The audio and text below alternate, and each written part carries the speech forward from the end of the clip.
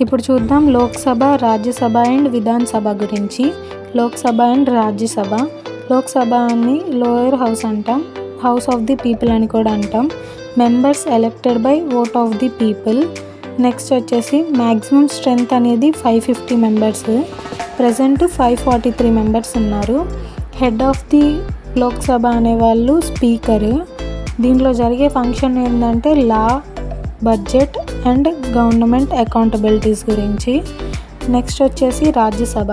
రాజ్యసభని upper house అంటాం, counselling of states అని కూడా అంటాం. Members are elected by number of SLA అంటే స్టేట్ లెజిస్లేటివ్ అసెంబ్లీ వాళ్ళ ద్వారా ఎలెక్ట్ అవుతారు. నెక్స్ట్ వచ్చేసి మ్యాక్సిమం స్ట్రెంత్ అనేది 250 మెంబర్స్. ప్రజెంట్ 243 మెంబర్స్ ఉన్నారు. దీని హెడ్ వచ్చేసి vice president.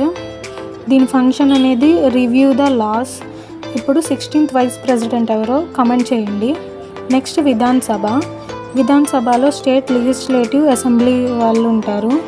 Members are elected by people. Head అనేది స్పీకర్. నెక్స్ట్ వచ్చేసి దీనిలో జరిగే ఫంక్షన్ అనేది స్టేట్ లా గురించి. Thank you. Follow for more.